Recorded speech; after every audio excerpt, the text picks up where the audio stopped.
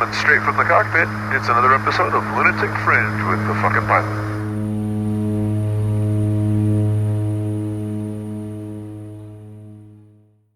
Hey guys, just real quick, in this time of coronavirus when we're all sitting at home bored off our asses and everyone is either streaming Netflix or Pornhub, these connections haven't been the greatest, so the sound's not exactly up to par, but it's still good enough to enjoy some really fantastic conversations, so I hope you'll stick with us and join in on this next one.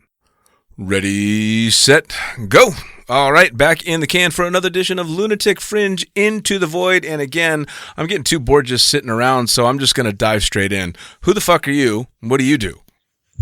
I am Rich the fuck LaBarr, and I jump out of planes and teach people to jump out of planes. Nice. Both two very, very happy things to do, especially considering the stuff we got going on right now. But the most important question for you I've got is, what did you think of The Tiger King? Man, I actually, believe it or not, I fell asleep after the first 20 minutes. Really? And the content, it was just the time of day I started watching it. I was confused to begin with, even before I saw that it was a documentary, because I've always been kind of confused about people who want to be in close proximity of big cats voluntarily. Right. You know? So, well, that guy... So I was okay with the way that was headed to begin with. He was such a fucking character, and you're right. I can't believe it anyway, but I love this. They start out with the statistic that there's like twice as many cats in captivity as there are in the wild, and of course it's in the U.S. It's got and in Florida. Of course it's in Florida. Yes, I would have said Florida or Texas, one of the two. So you jump out of airplanes and you teach people to jump out of airplanes. Where are you based out of? I'm living in Elo. I have been for the last 5-6 years now. Skydive, Arizona. So yeah, I spent most of my time here at Skydive, Arizona. Yep. That is one wonderful drop zone, man. Although I'm guessing it's a little quiet right now. It's there's a lot less planes in the sky right now, but it's it's beautiful. It's sunny. It's a good place to be. Yeah, no, I've definitely jumped in Arizona a few times, and when I was there, I was actually low time enough that it was still really intimidating because all the best of the best were in Arizona, and I think I only went there once where I was a little bit more comfortable with my skill level, but I was there to get my AFF rating, so I was terrified of that shit. I've been doing a lot of the eval stuff for AFF IE right now, and that is a terrifying place to be. It's got being an AFF instructor is terrifying, right? It's so hardcore. There's so much more to take into consideration, and I never thought in my career that I would be happy to just strap another human being to me and only be responsible for a tandem. Right? I don't know when the hell that happened. It amazed me when people are like, I would never want to get a tandem rating. I want to get my AFF rating. I'm like, AFF is terrifying. Oh, yeah. It truly is. It is, because there's so many times that you're trying mentally to fix someone's problem that's right in front of you, and you can't do a fucking thing about it. It's horrible. So how did you get started in, how did you get started in anything extreme, not even necessarily skydiving? You know what? It's... let's see. I think it goes back to skiing and snowboarding. And in my early teens, spending a lot of time, I grew up in rural Michigan, really, really small town. I graduated with only 16 people in my senior class. Oh, wow. And there was not a lot to do there. Yeah, so we spent a lot of time skiing in the winter time. And after I graduated from high school, moved on in my life a bit. I ended up skiing and snowboarding a lot, moving to Colorado, moving to Utah. And after I met my wife, we ended up moving to the New York City area. And I didn't ski or snowboard as much. And I ended up getting involved in skydiving when we were living in New Jersey. Now, what was the first itch to go make a jump? Was was it a bunch of friends doing it, or was this something that you had thought about for quite a while? Late night, drunk at a bar. Nice. Coworker was, we're going skydiving! And I was like, yeah! And then the next day, I was like, no. And I got to work. I'm like, okay, hopefully they forgot all about it. And I get to work, and they're like, we're going skydiving! I was like, oh, God. So, but my first experience with that was extremely positive, and it wasn't actually, when people talk about extreme sports and things like that, my first connection with skydiving was kind of the opposite of that. The fact that it was a little 182 drop zone, and the ride to altitude, sitting there talking to my wife's TI, Kevin Purdy, really kind of made me realize, like, hey, this is something that people do. This isn't, this crazy thing. This is something that people actually, was able to see that sort of similarity between, the ski community, snowboard community with skydivers. People who have a passion for something really exciting and going to beautiful places and experiencing, being outdoors. Sure. There was a lot of parallels there immediately for me. Now, what drop zone was that? Skydive Jersey Shore. Okay, very cool, very cool. I actually know Kevin Purdy from Vegas days, and then when he was bouncing back and forth to New Zealand. Small sport, man. Very small sport. Were you at Cross Keys around this time, around 2001, 2002? I did Cross Keys into 2003 through beginning of 2006. Okay. Yeah. Yep. And 2006 was, I think, the last time I was at Cross Keys, actually. Okay.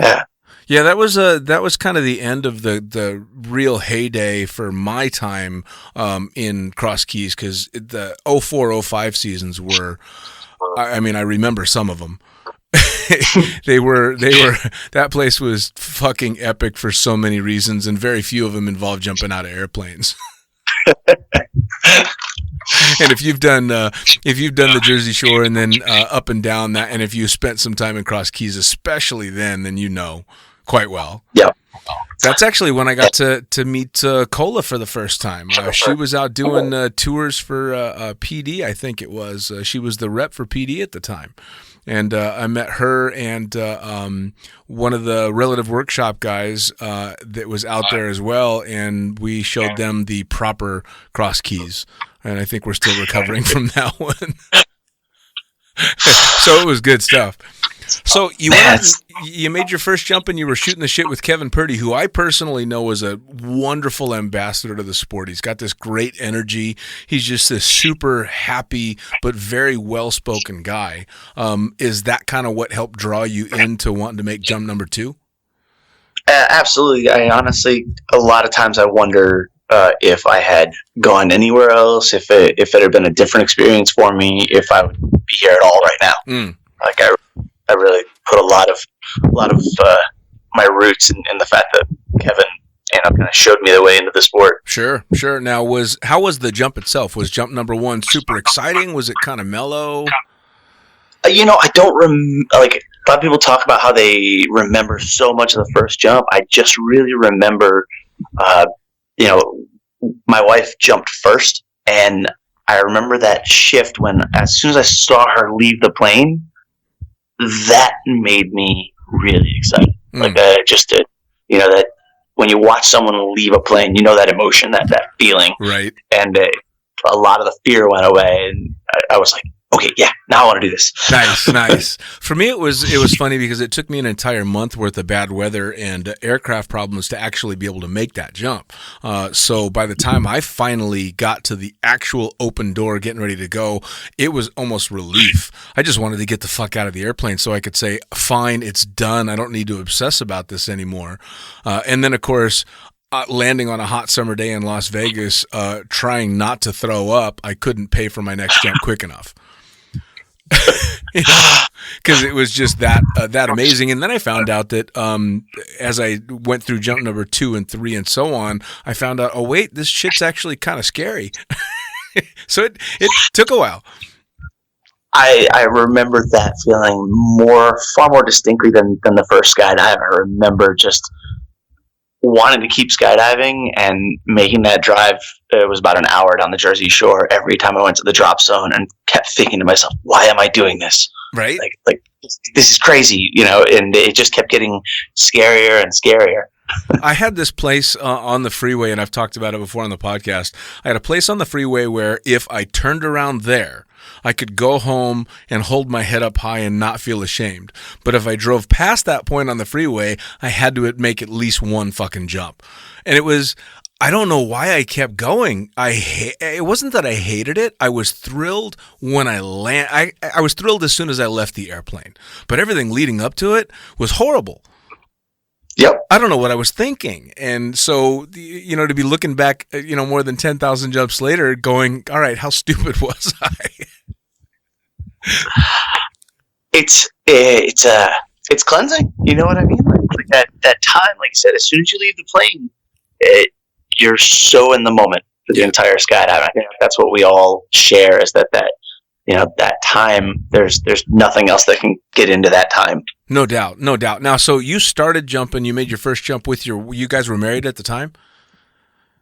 No, we weren't married, but we've been together since 99. Okay, so together since 99, but you were together when you made that first jump. Now, does she keep jumping as well? She actually doesn't jump a ton anymore. She does jump a little bit, but she works at the school with me. She's the head rigger over at Adventures in Skydiving right now. Oh, nice. All right. So you go out together, you make this first jump, you obviously both continue on and continue to skydive, but what were you doing for work and what was life like before that jump? What was normal life? The two of us worked in restaurants for years and years. That's actually how we ended up meeting. But not the same restaurant, but we were living in Park City, Utah, and my neighbors, she worked with them. And so that's how I met her. But we were both in the hospitality industry forever. Okay, all right. So that's actually probably a pretty easy transition when you finally decide you're going to go into skydiving, because let's face it, from sun up to sundown and well beyond, skydiving's all about hospitality. 100%. And I'm really surprised that more people from the restaurant industry don't end up in skydiving, just because of, you have these intense work environments, lots of pressure. That's to me, that's kind of what skydiving has always been. The easy relationship there is it's hard work and just keeping everything really organized, doing things in a specific order. Yeah, absolutely. I completely agree. And again, it's being able to put on that happy face and put on a good front, no matter how crazy shit's going up in your head, to be able to keep that smile, which is a big deal. Yeah, especially with. Please go ahead. Go. I was thinking about tandems.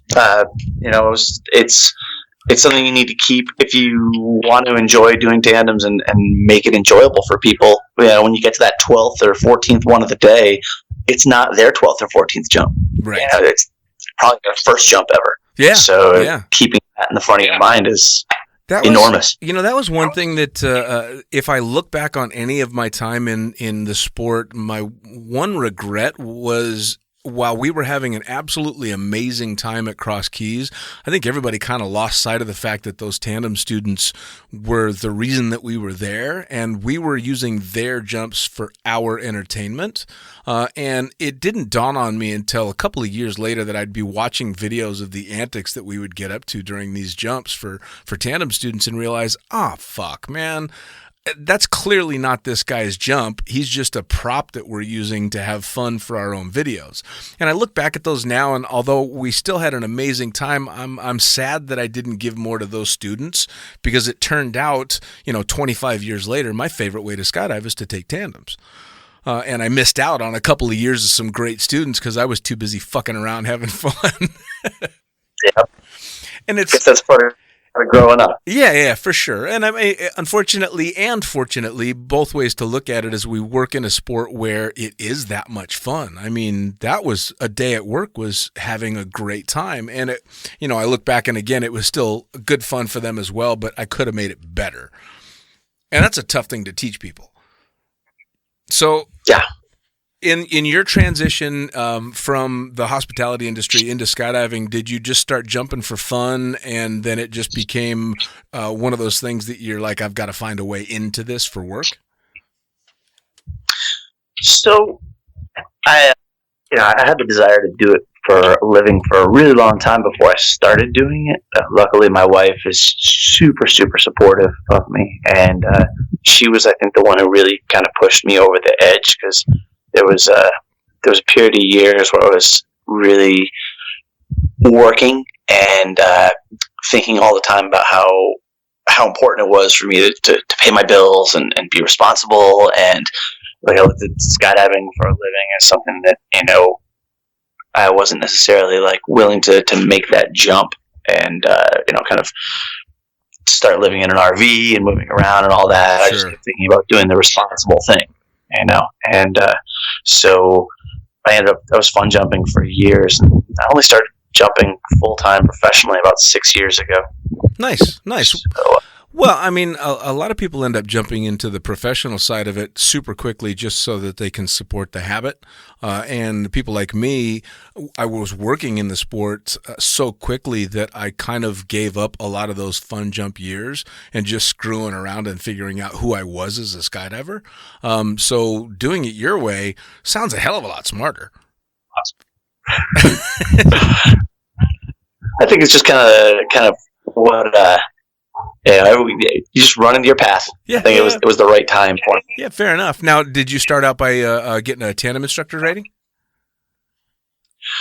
Yes. Yeah, I did actually start out by getting my tandem instructor rating first, and I think that was I'm super glad that I did it that way, because just talking with students,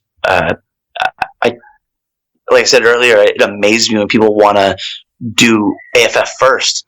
I was really glad to start after 700-800 tandems. I realized how little I knew about doing tandems. Sure. But I realized that talking to students was just such a huge portion of doing successful tandems. Right. Well, one thing that I learned quite quickly on is that you try as much as you possibly can to engage them so you can figure out what kind of student they're going to be in the door and in free fall. And yep. I hate to say people fall into a lump categories, but you can get a pretty good idea, don't you think? Totally. I mean, it's... and I'm sure you've seen it a million times that the guy that comes walking through the doors balls first, and one of his comments is, I wish I didn't have to go strapped to somebody else. We all know what's coming. He's going to fucking melt like butter. Right? He's the guy who's crying as soon as you're under canopy. Oh man, have you ever had one just completely fucking melt down on you? I've had a couple that were really surprising. But exactly, it's the same category. It's the guy who like almost always skips leg day. Yep. That's a fucking great way to put it. It really is. Well, it's funny because as a tandem instructor, you kind of have to earn your little mini psychoanalysis card and be able to read these people because, man, the shit that you see coming as you get, further and further into your career, they're so much easier to spot. It's crazy, and they're almost always going to react the same way, and it's nothing against them, man. I always tell people they never know how they're going to react until they're at the door. We might know, but they don't.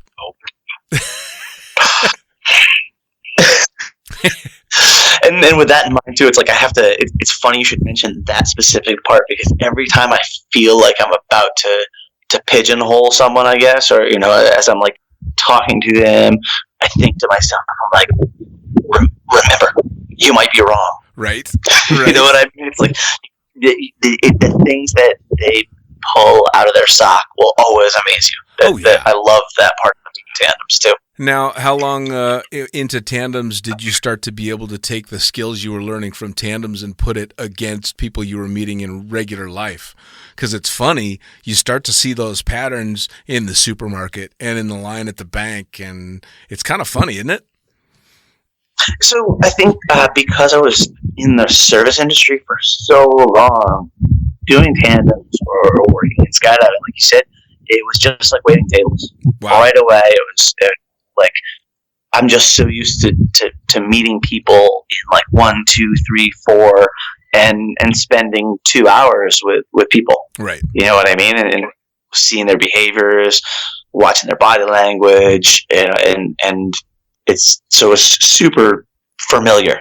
Nice. For me right away. Nice. Now, do you have any students that stand out, the ones that you're just never going to forget? Man, it's I've got a couple that I think are just locked into me so tightly. You go first, because I like immediately like 3 or 4 people popped to mind, but I can't think of any that I like. Well, I can't think of the right one. I had one guy that was just like the one I described, and I even remember his name was Randy, and he came out, and you'll be able to remember the exact time in the States. He was wearing a No Fear T-shirt and Oakley razor blade glasses, had a bit of a mullet going on, and he was one of the ones that was like, "Oh, I wish I didn't have to get strapped to a dude." And, of course, he turns to fucking butter in the plane, and I tried everything. I was joking around with him, and I was low time as a tandem instructor, so I didn't really know how to handle watching some, mental macho man melt down in front of me. So I didn't calm him down all that much in the plane, just enough to get him out the door. But I got him out the door. We had a decent skydive, and he was hooting and hollering when the parachute opened because he knew he wasn't going to die. And we landed, and I put him down right in front of his wife and his buddies that he was acting so badass in front of before. And when I unhooked him, he turned around, jumped on me, legs around my waist, pinned me to the fucking ground, and kissed me on the mouth. Which... And it's funny because I use that story because that's the moment I knew I loved being a tandem instructor. Because if I turned Randy, this no fear wearing absolute fucking knob of a guy, into somebody that will completely forget who he's pretending to be, even for just a moment, that's something I liked. That was fucking cool, because that dickhead Randy turned into a real guy for like 30 seconds in front of his wife. It was great. It's great talking to you about stuff like this, Dean, because it's funny and interesting to really talk to people who love doing tandems. Yeah. Because that's a great point. It's like you get to meet who someone is when they're raw and exposed, and it's not just fluff or everyday conversation. Like they're having this experience that is truly once in a lifetime. Whether or not they ever skydive or not, again, those first skydives are so powerful. Oh yeah, well, it breaks down all the walls instantly, and people are, for such a very short period of time, exactly who they are without thinking about it, because they're too fucking scared to think about, keeping up the appearance of all this stuff, and they just get to be themselves, which sometimes is, let's face it, sometimes it's fucking hilarious. And it's amazing, too, how witty and intelligent people can get or just turn into complete blithering idiots because they have no idea what's going on. They just can't cope. But it's all wonderful because you get to see them for who they really are. And it also, and I'm sure you know this as well, as a tandem instructor, it means I don't have to play games anymore. I'm just me. That's it. This is who I am. Here you go. And it's nice. It's one of those things that I think it's that, or being a camera flyer for tandems. You just have such a rare insight into who people really are. It's funny you should mention that too, because I still we don't do a lot of video here at Skydive Arizona as far as the instructors. We'll either be doing AFF and tandems, or the videographers we have some videographers who bounce back and forth a little bit, but it's the videographers pretty much just shoot video. Right. So I don't get to do a lot of that here, but I'd say maybe once every 2 weeks, 3 weeks, I just throw on my wings and go do a fun jump. Like I'll shoot video, I'll video fly for a tandem, not actually take the stills or whatever, but I'll just go be in front of a tandem just to, remember what it looks like from the other side. Right. And it's fucking wonderful.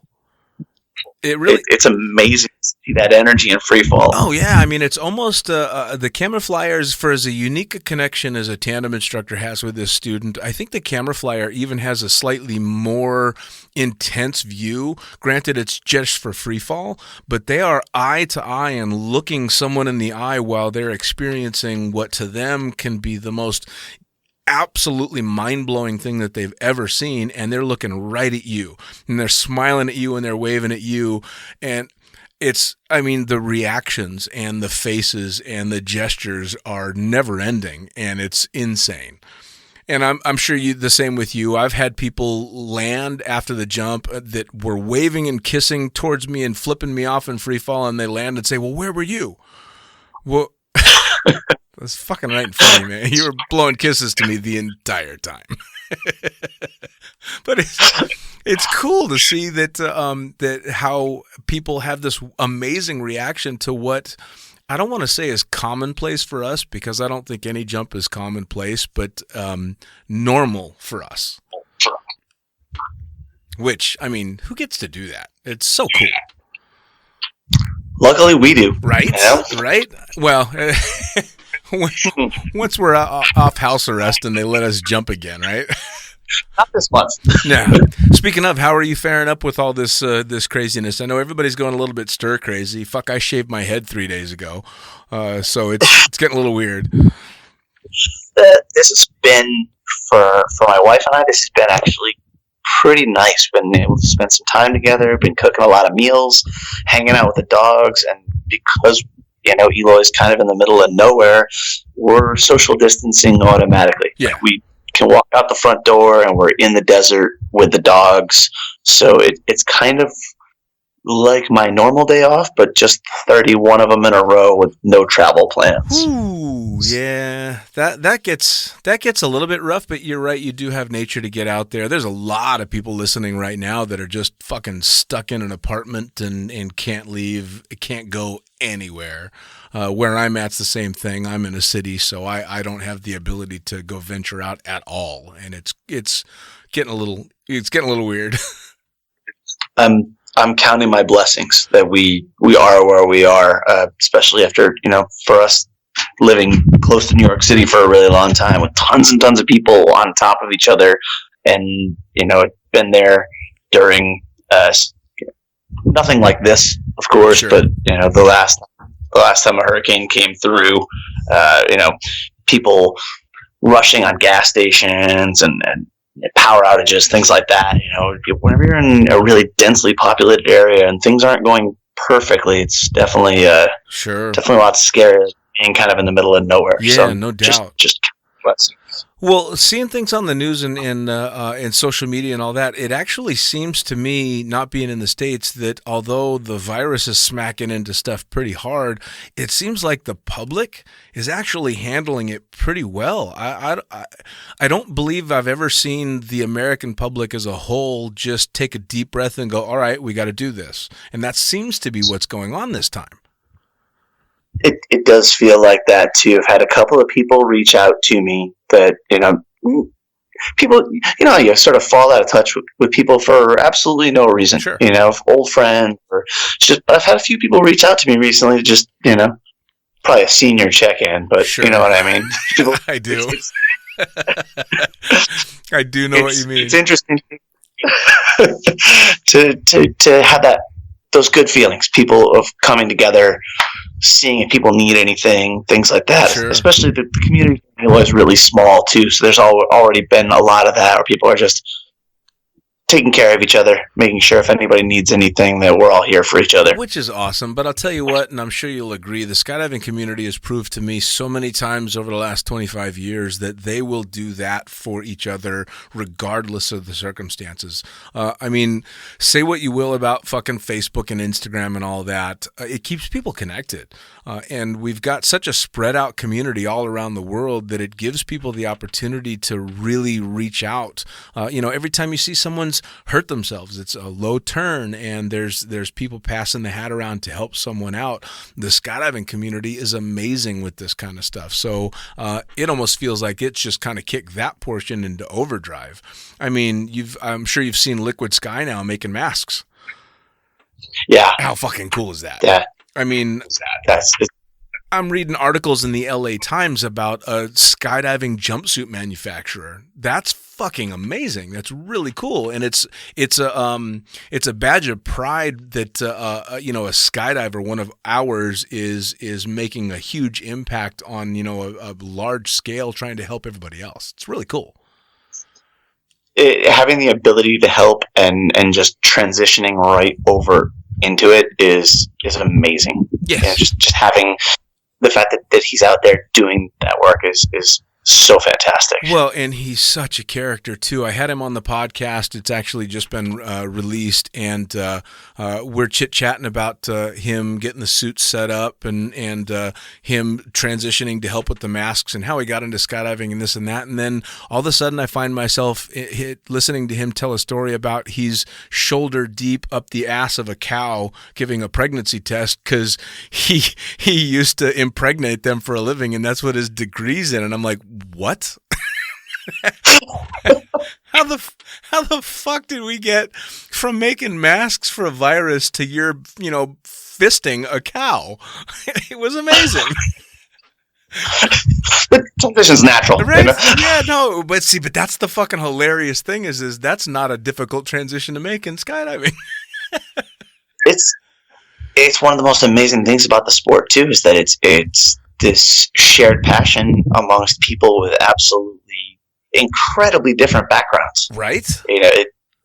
The people who get into this sport, we have that one thing in common, and everything branches off that. Whether or not you have more in common than that, but it's amazing to find such an activity with this shared passion that we all have burning inside of us, and we can be just completely different people from completely different backgrounds. Oh, I completely agree. I had a very early lesson in that on my end at the drop zone that I worked in Las Vegas. We had a member of the Vegas's version of the drug enforcement of the police there, or the SWAT, I guess you'd call, of Vegas, and a known pot dealer that were both jumpers. And it was just this agreement, this gentleman's agreement that they had that I'm not going to fucking arrest you on the drop zone. You're not going to deal drugs on the drop zone, but if I catch your ass off on the street, you're fucked. But on the drop zone, let's go have fun. Let's do a horny gorilla. And it was this fucking fantastic thing, It's man, it's just one of those things that actually I'll tell you, the only time I've ever seen skydivers not as easily putting aside their differences is in the current political climate, which we won't get into. But I think this is the first time I've ever seen skydivers actually have to go, let's just not fucking talk about that.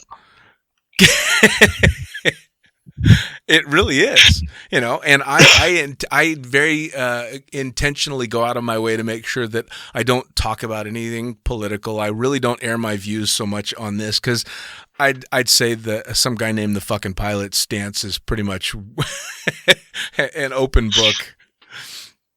I honestly think that a lot of times that's the safest way to go to, because it's not like those are the conversations where they're so rare that it would end with me being like, oh, I understand your point and I will abandon my point and agree with yours. Right. Right. It's usually just point counterpoint and people going back and forth and nothing really gets solved. Nothing gets solved. So, it's not entertaining. It usually just ends up in aggravation. And who the fuck needs that? Because we jump out of airplanes and do stupid shit on a wind hold because it's fun. We don't do it so that we can get aggravated. Solid bartender rule: you never start a conversation about politics, religion, or sports. Right? Yeah, no, that's a damn good one. I mean, at least with skydiving, the old joke about pilots. How do you know which is in the room as a pilot? Don't worry, he'll tell you. Same thing with skydivers, of course. We'll all, I mean, my girlfriend is not a skydiver and not a pilot, so you can imagine how excited she is when we get around with a bunch of skydivers, right? Did you get into flying through skydiving, or were you a pilot before you started skydiving? I started flying when I was 16 years old because my parents were trying to keep me out of prison. Fair enough. Yeah. No, I was a little juvenile delinquent. I was a pain in the ass, and in order to try and keep me happy, I got flying lessons when I was 16. So I got my pilot's license real early on, but being 16, I was also an idiot, so I did nothing with it. And then found my way into skydiving because I started flying in the tunnel in Las Vegas and ended up becoming a skydiver, and then through skydiving got back to flying. So when I was in Cross Keys, there was a flight school on the drop zone, and I went back and got back into flying, and next thing you know, I'm a pilot around skydivers. So it just kind of, one thing led to another. Yep. Yep. Can't get away from one without the other. No, and it honestly was a fantastic transition because I was at that point in the sport where I was kind of getting a bit burned out. I'd worked for some people that had kind of rubbed me the wrong way, as happens in skydiving, and because I had just worked in the sport for so long, I forgot what being a fun jumper was like. So when I decided to take a break from jumping, I was still at the drop zone. I still had the joy of the community, but I just stepped back from jumping for a while. Which was perfect. It was a great transition for me. Yeah, no, it was real good. So now you get into the sport, you start working in the sport as a tandem instructor, but your wife ends up a rigger. Yeah. Now, how did that come about? You know what? I think in Eloy, it seems like a lot of the wives become riggers. She worked at that pop for years. And she kind of like reached the end of her joy there, and she was like, the hours were super late. She wasn't happy bartending anymore. She'd been in the food service industry. We've both been, she'd say, 25 plus years each. Wow. And so she was like, you know what? I just need to branch out and do something different. And so she went over to Rigging Innovations and took Sandy Reed's course, and she's meticulous. She's that type of person where like rigging immediately appealed to her. Nice. So it was a pretty easy transition. Well, and if there's one fucking word I want to describe my rigger, it's meticulous. So, how long had she been a rigger before you were letting her pack your reserve? Immediately. Really? Like I said, she's meticulous. All right. And, I don't know, Carmen Webba. She was featured in Parachutist this month. She's an old friend of ours, and I knew her when I was with Fun Jumper, and she was doing all the rigging and skydive stuff. She was in Cross Keys. Wow, I don't know if you two would have overlapped at all. And what was the name again? So. Carmen Villamil. Doesn't sound familiar, but that doesn't mean anything. I'm getting old. Yeah.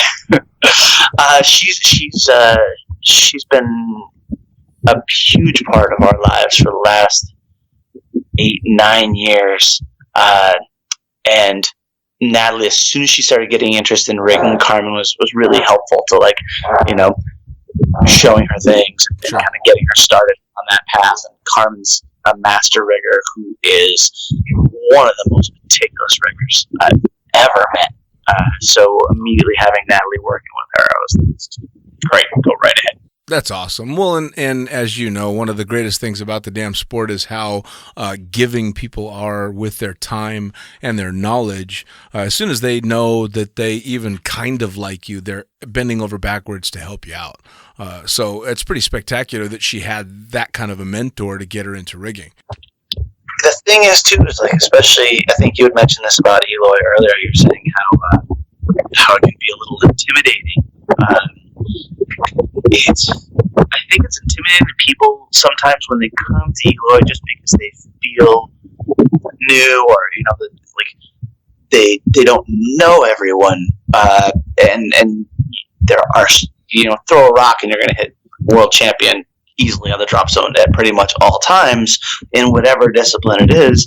But the thing is, if you hang out at Eloy for a little while and friendly, get out there and talk to people, it's amazing how free people are with their information and how approachable they are. Everyone came here because this is a great place to be. We're jumping all the time, got great weather, so everyone has that wanting to train harder and be better at whatever discipline you're into. So everyone has that sort of commonality amongst each other, like, hey, we're all here to do the same thing, we're all here to get better, so we might as well share that pool of information amongst each other.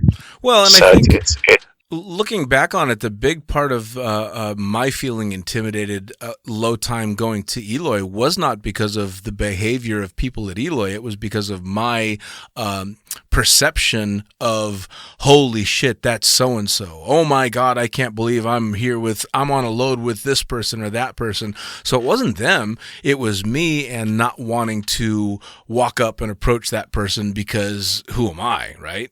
And not thinking that, oh, wait a second, this is fucking skydiving, I mean, and it's funny too, especially all these years later, having seen Omar El-Hagelan back in the day or Olaf Zipser back in the day and terrified to go anywhere near them, and now I call them both friends, and it's just that finally that closing of the gap and coming around and going, oh wait, these are just guys that like jumping out of fucking planes. They just do it better than me.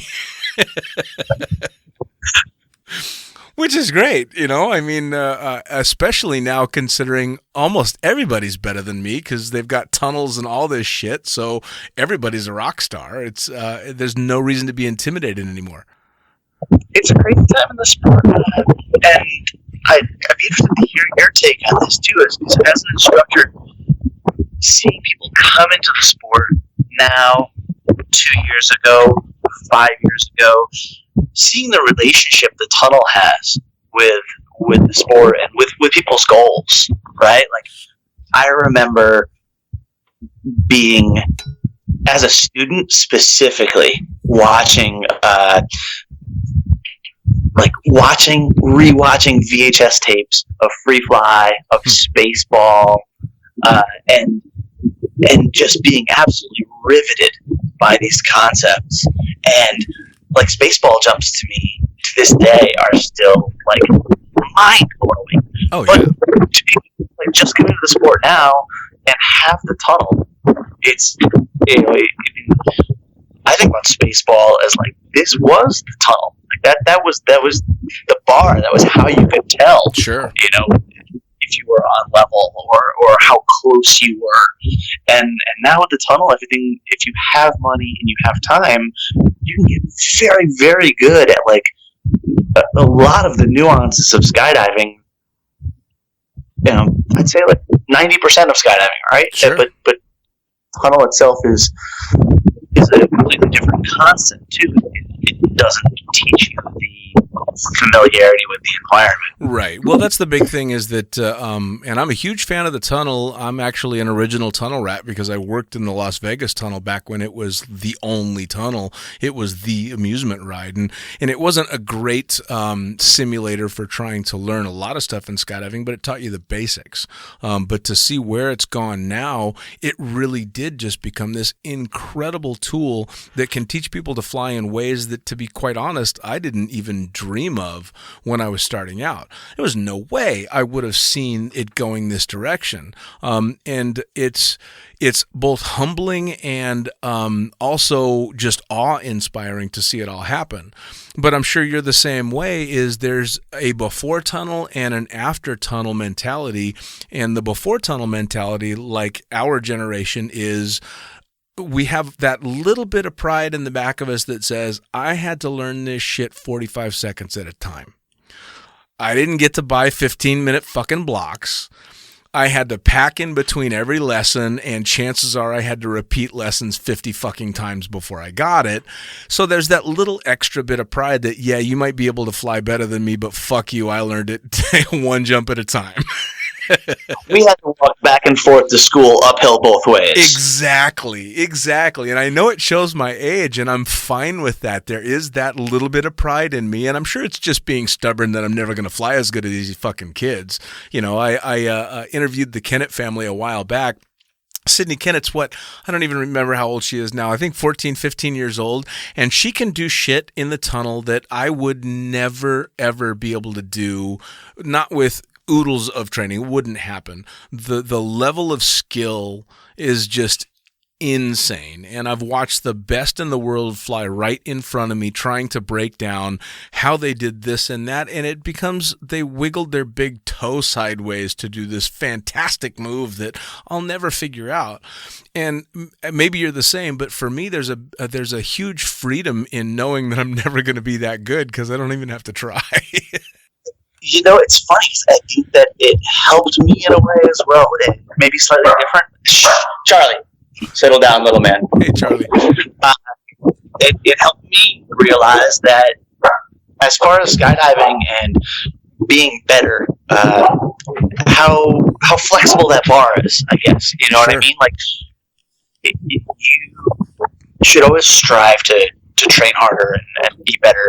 But there might be someone who has a little more time or a little more money to train. Oh, yeah. You know, and it helps to reconnect with the passion of just being aware of the people around me. You know, and really.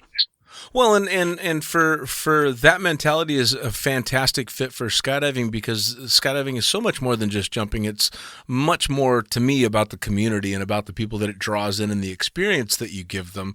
I take great pride in the fact that although 99% of the students that I've taken on tandems will never remember my name, probably couldn't pick me out of a lineup, they will always remember the experience that I gave them. There's not one person that ever went on a tandem with me that's going to forget that they jumped out of an airplane. And I did that, you know, just like you did it. They don't have to remember my name. I'm never going to be fucking famous for strapping people to me. It's not going to happen. And I'm fine with that. It's being able to do that one person at a time. And I'm lucky enough to have taken, 8,000, 9,000 people on tandems. And I pat myself on the back for having been able to give them an experience that was unique to me, not necessarily unique to the sport, but unique to me, you know, and I think that's cool as fucking hell. I'm never going to stand on top of a podium, and I don't care if I stand on top of a podium. It doesn't matter. That's not that's not the kind of medal I'm looking for. I can't agree more with you. One of the scariest things for me about when I finally took the plunge and decided to skydive full time and work as an instructor full time, one of the things that I think pushed me away from that for the longest time was seeing friends get their tandem rating for whatever reason, do a season of tandems, and then burn out on the sport, stop fun jumping, stop doing tandem, stop coming to the drop zone. And that to me was this, in the beginning I was terrified. I was absolutely terrified that somehow my love of skydiving was going to go away by taking money for it. And luckily for me, I don't know if it was how much was me, how much was the students, how much was circumstance.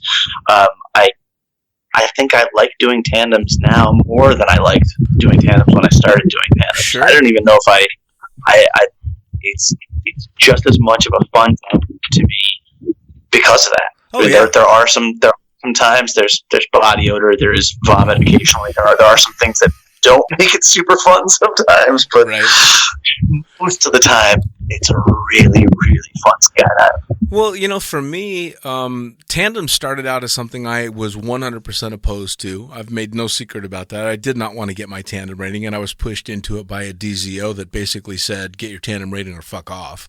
And by then, I was 100% all in on, you know, working in the sport. So I got my tandem rating, and I hated them all up until I took that guy Randy, which is when I kind of turned a corner.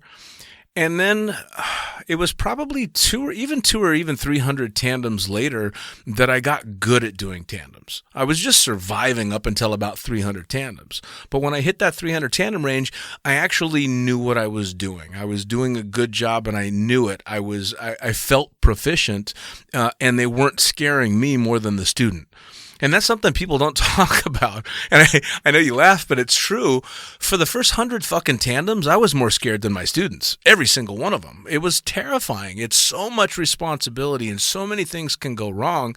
And I started off on the old Vector equipment, where if you looked at the malfunction tree, one of the fucking branches just dead-ended. Like, if this, and this happened, fucking walk towards the light. You know, so it was a scary way to go. I was just talking to Scotty Wood, who's a tandem instructor examiner here, and we've been doing a lot of AFF eval jumps together, and helping Jared Miller with some of his courses. And we're riding the tram together the other day, and I turned to Scotty, and I was like, Scotty, I think I figured out the difference between AFF and tandem. Getting your AFF rating is stressful, but getting your tandem rating is terrifying. Yep. It is. It is. I remember my very first paid tandem. I was jumping at Skydive Las Vegas, and I had gotten the rating. I had taken the fun jumpers that I was required to take, and then the boss immediately, I've got a working tandem to do, and it was a Japanese tourist that spoke no English. So not only is he exactly at my weight limit, he was 180 pounds, which for those that don't do tandems, 180 pounds when you're a new tandem instructor is the biggest fucking guy you've ever seen. It's just enormous. And he can't speak English. So all I want to do is spend an hour telling him how not to get us killed. And all I can do is smile and nod at him and tell him in Japanese how to pretend he's a shrimp, which didn't really help a lot, and I survived the jump, obviously, and I get down, and through the translator that was not around when I was trying to brief this guy, I managed to explain to him that he was my very first ever customer, and his smile went away really quick.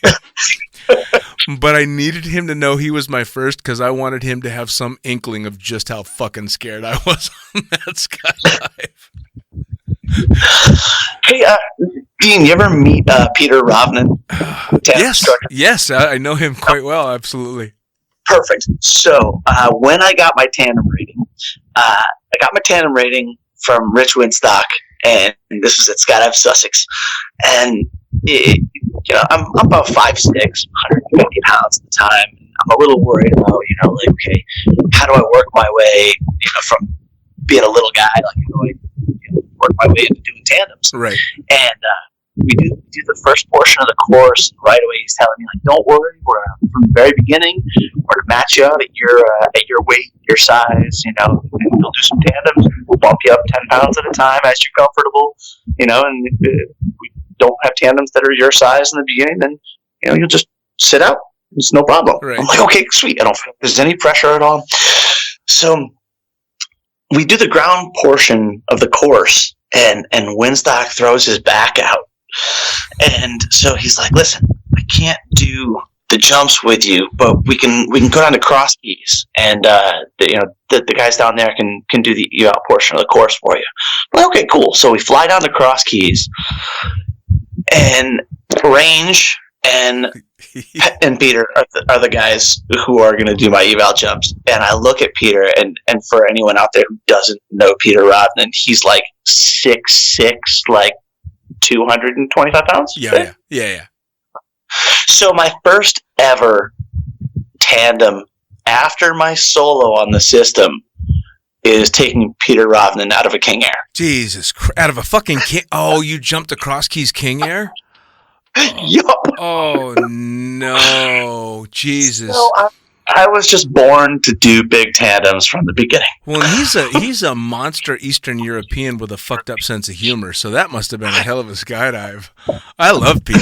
It was a blast. I did have a lot of fun, and I ended up working with him a couple later on in the season, and then the next season too. He'd come up and work for Winstock a little bit here and there. Yeah, no, I know Peter quite well. As a matter of fact, if we were on the show, I would tell some stories he'd probably tell me to shut up over, but I'll save those for if I ever get him on.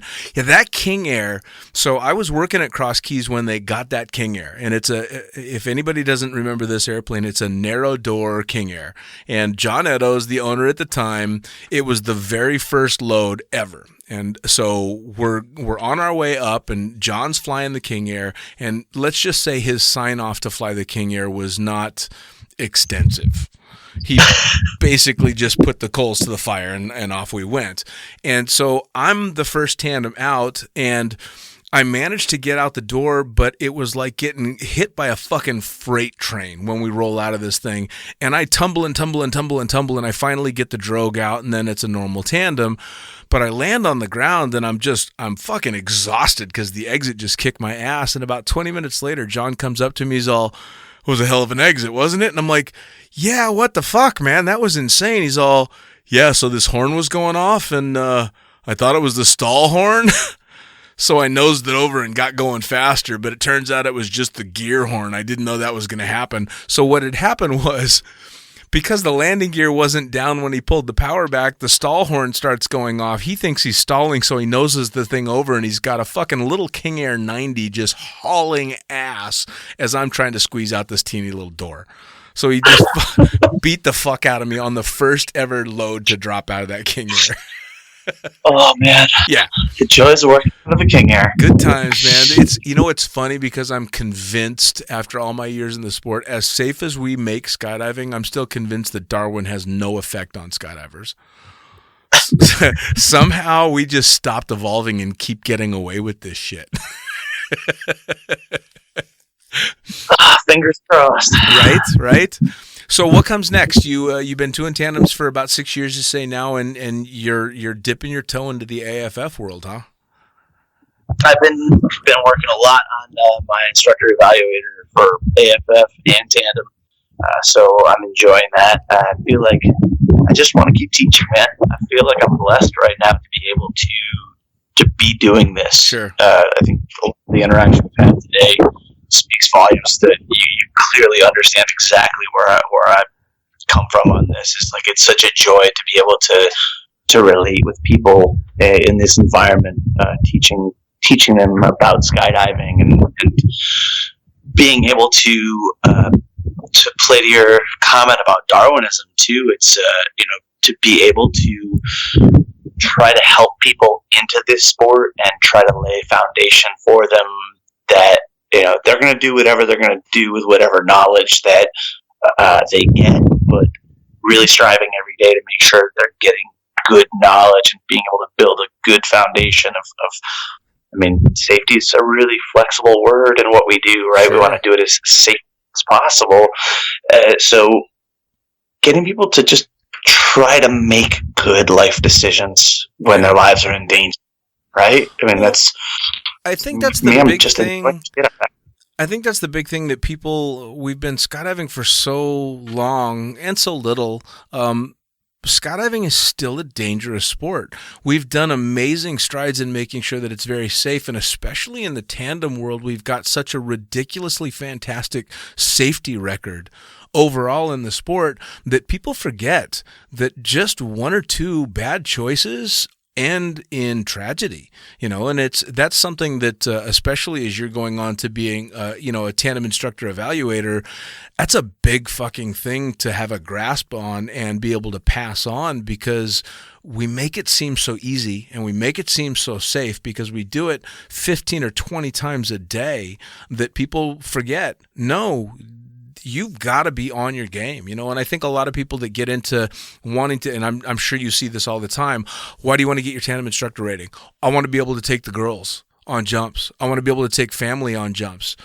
Okay, well, what else are you going to do? Well, no, that's it. That's all I want to do. Well, no, okay, you shouldn't get your fucking tandem instructor rating, because if you're not current and if you're not doing it all the time, you've got no business hooking up to another person. And people don't get that. I can't agree more. Right? People are like, I want to make a skydive because I want to get my license, because I want to get my tandem instructor rating so that I can take my wife on a skydive. Right. It's like, why wouldn't you want to just have this guy who's done 20,000 tandems take your wife on a skydive? Right. Like, well, I got license. Come on. I got a bunch of shit a few years back. My daughter made her first skydive, and I didn't take her. And people are like, well, why aren't you taking her? You got 9,000 tandems. And I'm like, well, first off, I'm not current. So I'm not going to go get current just to take my daughter, because guess what? Even a current tandem instructor, after one or two jumps, I'm still going to be rusty as fuck. I'm not going to then take my daughter. I don't want to take anybody under those circumstances unless I'm back on top of my game.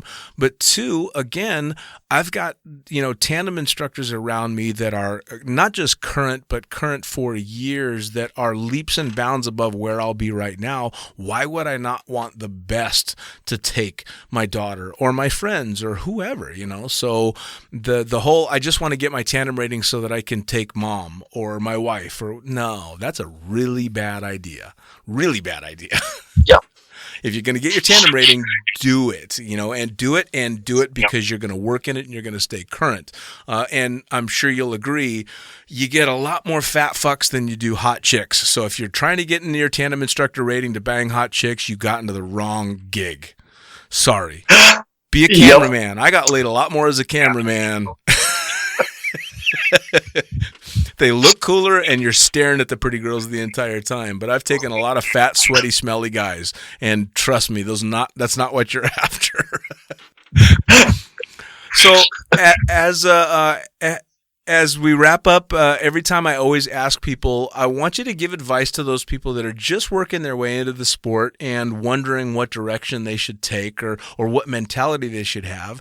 And for those older jumpers that have been doing it for a long time that are wondering, fuck, I don't know that this is that fun anymore. I'm kind of getting burned out. What do you say to either one of those groups? To the ones just starting and the ones thinking they might walk away? Well, I guess for the ones just starting, I mean, really the best advice you could ever have in that department, I think, is just focus on surviving this skydive. The one you're working on right now when it comes to buying gear or having goals and aspirations in the sport. Kevin Purdy once said, you want to make a taco, you got to chop a little lettuce. That to me, that really always resounded as far as like people are coming into the sport now because they want to get into wingsuit flying and flying wingsuits next to mountains and things like that. And it's, whether or not you end up at that place in your life, just focus on the skydive you're working on right now, whatever it is that you're doing. And I guess for people who would be sort of at the end of skydiving as they see it, there's two ways to look at that, I think.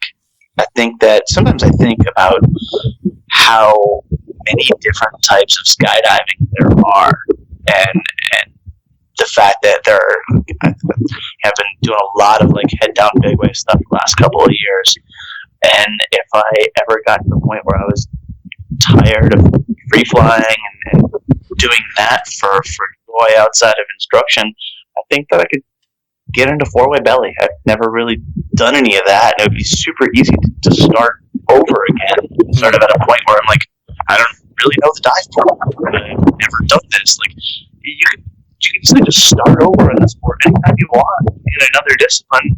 But if you feel like you're getting burned out, then cool, take a break. Sure. Go on a mountain bike. There in the world, like skydiving hopefully will always be here for you. Yeah. If you're not getting your joy out of it, then... Well, and that's kind of what I did, and it turned out to be the best advice, was to walk away and come back with a fresh perspective, and I became a born-again fun jumper after 25 years in 11,000 jumps, and figured out that, A, I don't need to be the best, I just need to have fun, and B, holy shit, somebody lets me jump out of an airplane. Right. It just became a really happy rebirth, which was amazing. Well, Rich, I'll tell you what, I can't thank you enough for taking the time to sit down with me. I want you to tell people if they want to come out and jump with you, you're out at Skydive Arizona, right? Correct. Any way to track you down on social media? Rich LaBarr on Facebook. All right, Rich LaBarr on Facebook, and out at Skydive Arizona jumping all the time. Hey, again, seriously, thank you so much for taking the time to sit down with me. I really appreciate it. Thank you, Dean. It was a real pleasure talking to you today. Take care. All right, once again, that's another edition of Lunatic Fringe Into the Void, brought to you by LiquidSkyMask.com. That's right, you heard it right, Liquid Sky Mask. Not only do they not only make badass jumpsuits for skydiving, for karting, for racing, they're making face masks, because right now we're all stuck at home trying to stay safe, and when you got to go out now, having a mask on your face is a damn good idea. We've also got doctors and nurses that are in huge short supply of exactly that kind of stuff. These guys are trying to help out. Go to liquidSkyMask.com. You can order a mask for yourself. You can donate them. It's amazing. And, of course, buy that badass new jumpsuit. Also brought to you, of course, by the greatest magazine in the known universe. That's blueskiesmag.com. Head to blueskiesmag.com to subscribe to the magazine, both print and digital. Send those pictures in. We want to see the cool-ass pictures, especially now. We're fucking bored. Send the pictures in. Come up with those article ideas. You've got nothing but time. Put pen to paper. Tell those badass skydiving stories. We want to hear that shit. All right? For me, I'm the fucking pilot. You can go to thefuckingpilot.net where you can get both the books that I've written, the Blue Skies Mag's Fucking Pilot book, as well as The Accidental Stripper. Both of those books are available in digital and print form, and I'm about halfway through getting that audiobook done because guess what? I'm sitting on my ass too. Again, this has been Lunatic Fringe Into the Void. Thanks for coming. We'll see you next time.